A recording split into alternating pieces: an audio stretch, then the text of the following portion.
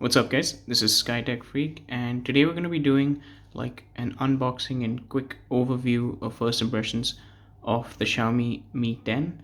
And if you're wondering how I got a hold of this device, it was actually this is a Chinese unit running the China firmware, and I got this uh, unit that I'll be reviewing imported from Trading Engine, and they actually, along with sending over the device, which they're like super helpful with, the shipping is quick and they get it through to you without any problems. They also send along a travel adapter and also this USB-C to what I think is USB 3.0 adapter. So like if you need to transfer stuff between your old phone, you can connect this to your phone and then this to the cable that connects to your phone and transfer like files, contacts and stuff like that, photographs. But of course you could always do that online as well. But all I'm saying is that Trading Engine, if you're looking for this device, that's probably one of the better outlets online to get it imported to whichever country you're in.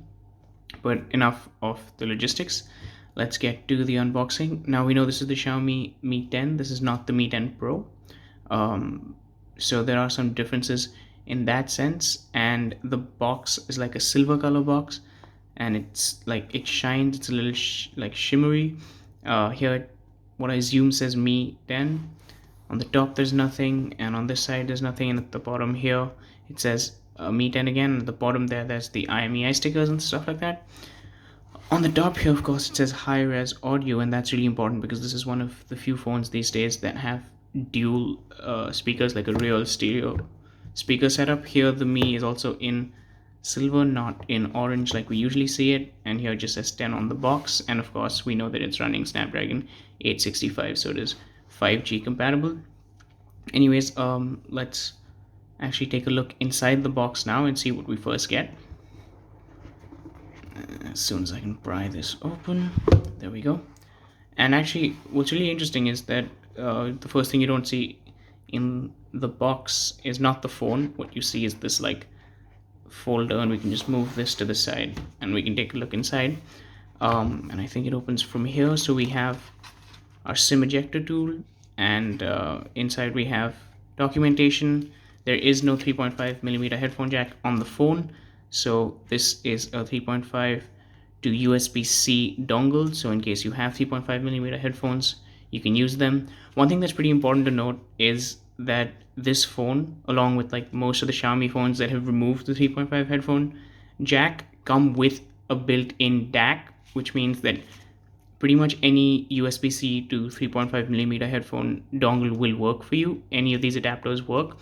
This is important to note because if you've used phones like the Essential phone or the Pixel phone, they actually don't have that DAC built in.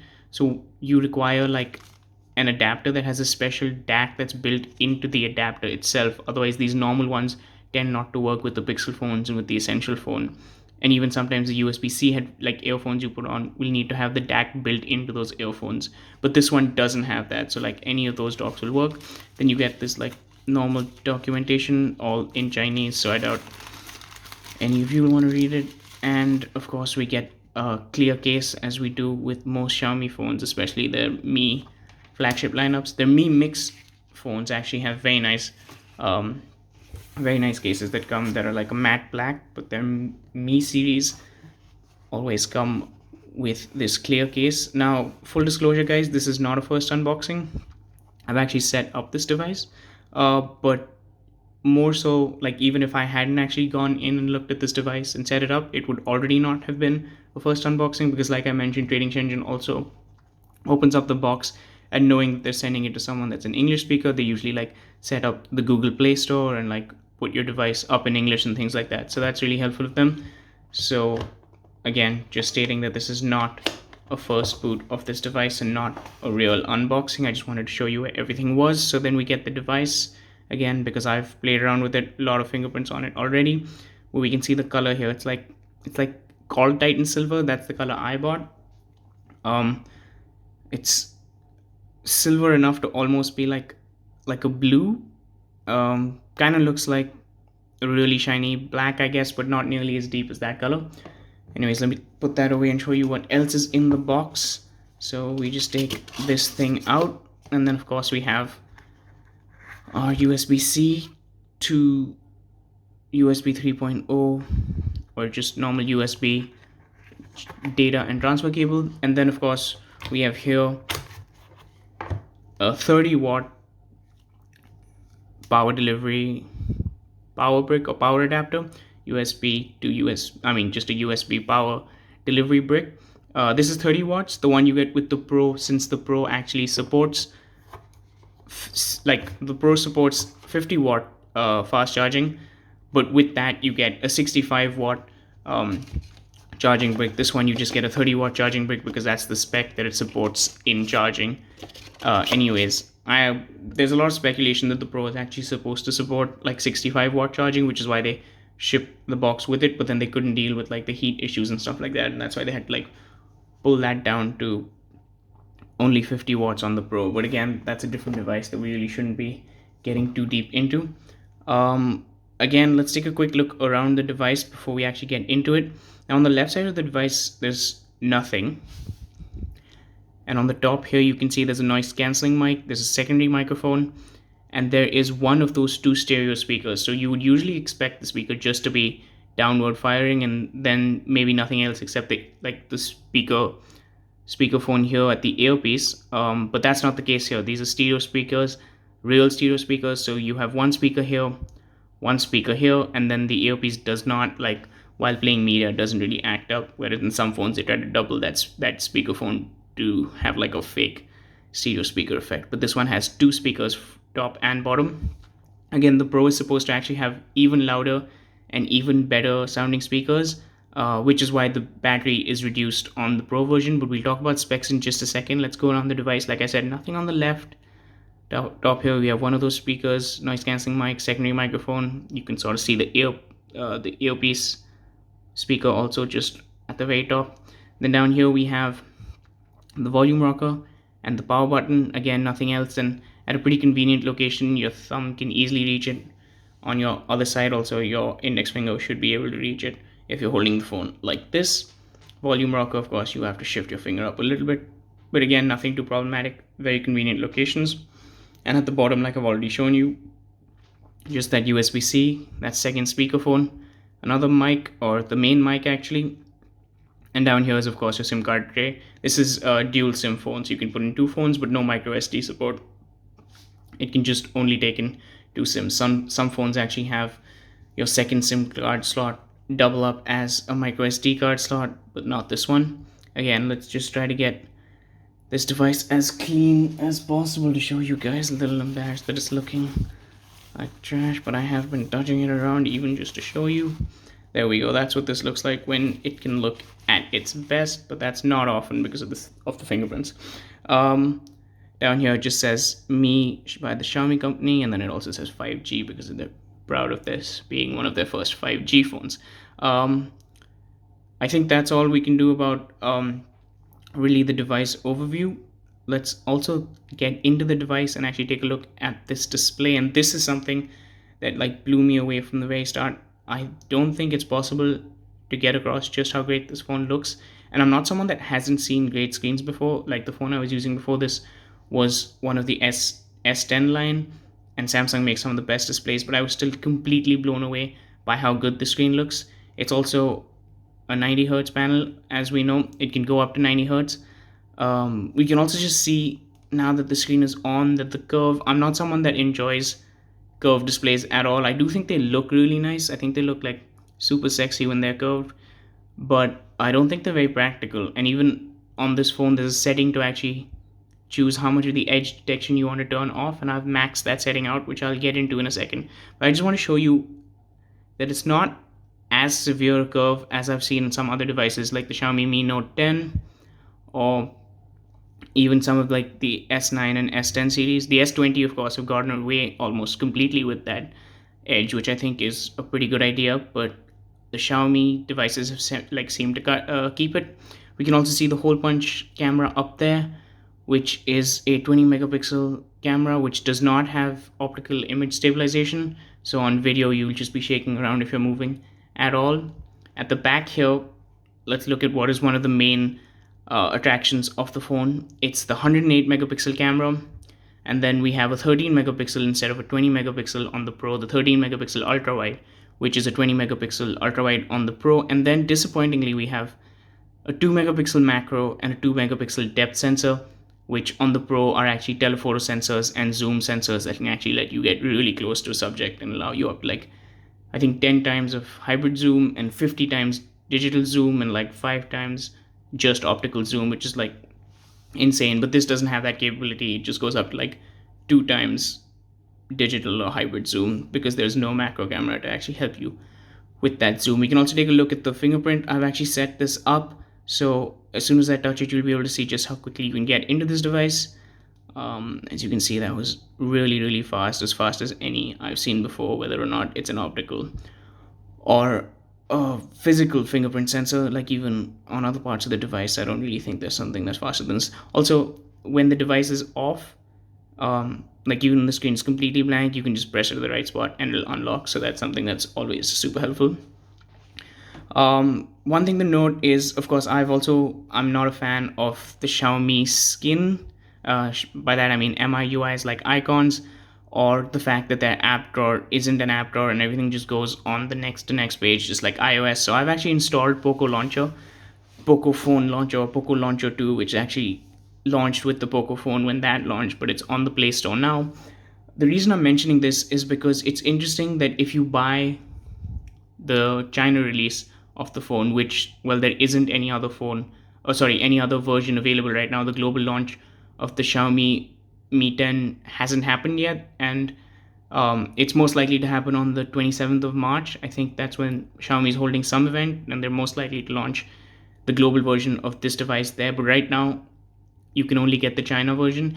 And the reason I'm mentioning this and the launcher in the same sort of vein is because on the China ROM, you're not actually allowed to install alternative like Android launchers except like the Poco launcher and the default launcher, because then you get like, if you try to install like Nova launcher, Apex launcher, something, it says something like you can only install, or you can only set the default launcher as a launcher that Xiaomi recognizes. Don't set like third party launchers. And I tried to like fiddle around with the settings, and there's just no way you can do this. You actually have to do like some really sketch ADB commands to sort of remove the stock. Like, I mean, it's not something you want to do. It's possible, but like only through getting into shell commands using ADB tools. So not exactly everyone's cup of tea. But again, quickly, some of the other things I wanted to show you guys are that by default, the screen actually defaults to 60 hertz. So when I turned on the device, it was already on 60 hertz. You can of course go to 90 hertz, and I'm not sure how much you can see this on camera, but it does make a significant difference, especially to someone that's only used 60 hertz screens all their life. You will notice that you've been missing something. And of course, you can turn it back down to 60 hertz to conserve battery. But again, this is a phone with quite a beefy battery. Let's just run down those specifications one last time before I conclude this video. So what we have with the cameras, I've already spoken about, but this is running a Snapdragon 865, like I mentioned, thus the 5G. We also have, at least I have bought the 256 gigabyte storage version because 128 sometimes runs out, and this doesn't have any sort of expandable storage. And I have bought the 8 gigabytes of RAM version. There's also 12 gigabytes of RAM even in the non-Pro, and then the Pro also has an 8 265 or then a 12 512 RAM and internal storage capacity variants respectively. And the battery on the Mi normal version is actually a bit larger than it is on the Pro, and this tends to happen, I think, with a lot of these Pro phones.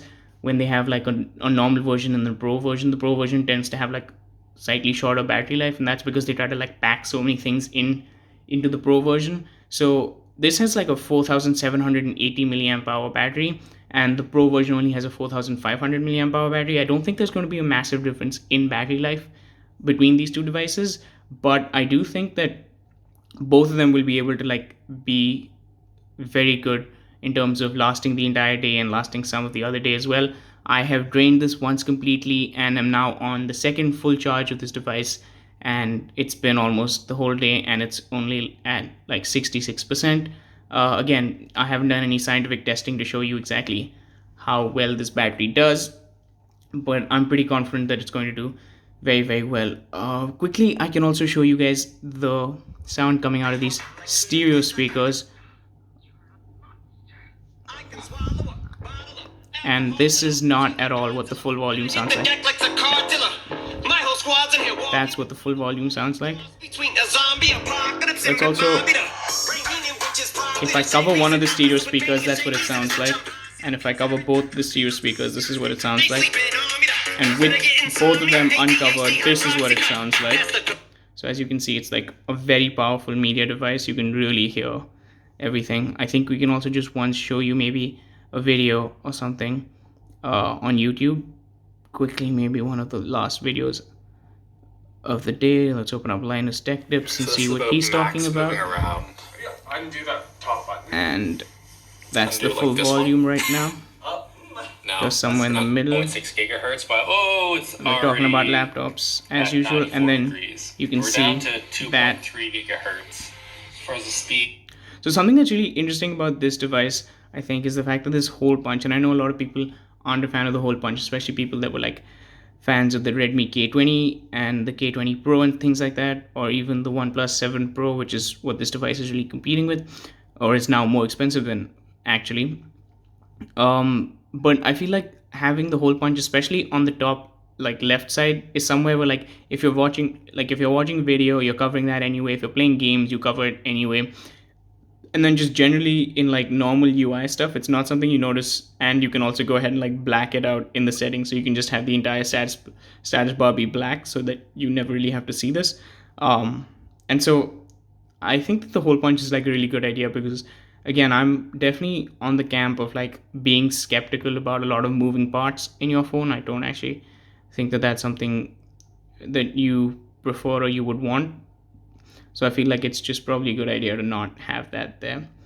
But yeah, I think that, as far as I know, is a quick first impressions. I hope this has been able to like give you a good idea of what the phone is like. And again, I will be making videos on what I'm waiting for my bootloader to unlock wait time to get over. So that's a week for now on this device. But once that bootloader is unlocked, I will be trying to install Xiaomi.eu. I don't actually know how to do that without TWRP, which I don't think is out for this phone, because I know there are Xiaomi.eu ROMs out for the phone, but I don't know how I would install them on this phone without TWRP. So as soon as TWRP is out, or I understand like a different method on how to do it, I will install that on this phone and then maybe do a review of that. But definitely as soon as TWRP and then like stock ROMs, like pure vanilla Android ROMs come out, I will be moving out of MIUI and installing those, and maybe even like a review of a functional Gcam, because right now there aren't really good options of a Gcam port to use on this phone. But even the stock camera performance is actually pretty stellar. So for the time being, you aren't going to be missing the fact that there's no Gcam on this. But once there is one, I mean, again, this is just so super early in the cycle of this phone. It's barely been out, less than a month, maybe a few weeks actually right now. And I'm sure the developers are going to start getting to work. But yeah, I will keep you updated with stuff on this. Again, if you're considering buying this phone, you could hold off and wait till the 27th of March when the global version gets released, which will definitely be more expensive than this version here. But this version will still have all those issues, like I said, about not being able to install a different like default home screen, like a default home app. You will have like random Chinese bloatware. Your smart assistant will not be Google Assistant, of course. It'll be like Xiaomi Assistant or whatever their assistant is called. And so there's like all these quirks. But again, if you get the bootloader unlocked, you can still flash the global version or the global ROM version on this and then have all the perks of that, even if you buy the Chinese version at a cheaper price, which I think is what I'm really aiming to do. But even on top of all that, I'm just trying to get rid of MIUI on this and get like maybe some version of like a stock clean Android ROM running on that. And when all that happens, I will keep you updated with all the progress on this phone. But so far, I hope this review has been helpful. I'm sorry about that glare I'm getting, but this is the only light I can get this time of the day. Again, if you think this review and quick first impressions was helpful, consider liking and subscribing, and I will see you in the next one. This has been SkyTech Freak. Thank you, guys.